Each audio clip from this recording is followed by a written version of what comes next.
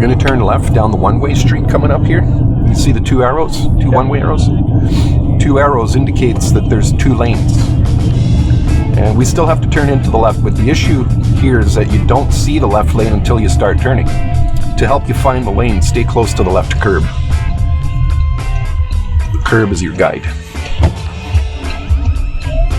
Or the snowbank in the wintertime. Most people miss this lane because they don't see it until after they start turning. So they're already turning in the right lane and they go, oh, crap. Yeah, that makes sense. Divided by a white line. We're going to make a right lane change here.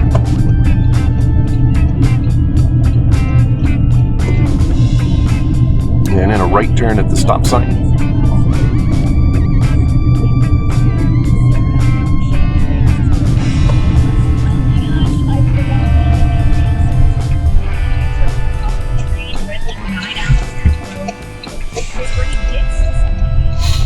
And left turn at the lights, Killer's Crossing.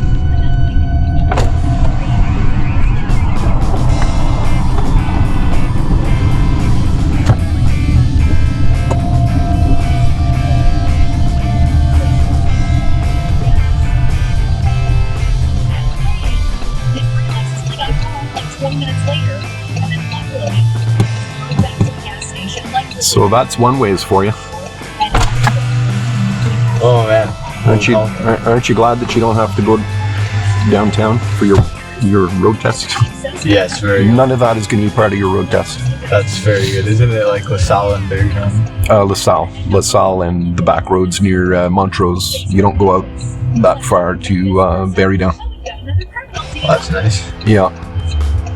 You go near, instead of towards Barry Down, from Montrose Mall, you go towards Notre Dame. You don't go to Notre Dame though, you just go to the last set of lights where that big graveyard is. Oh yeah. Yeah. They get you to turn left at a graveyard.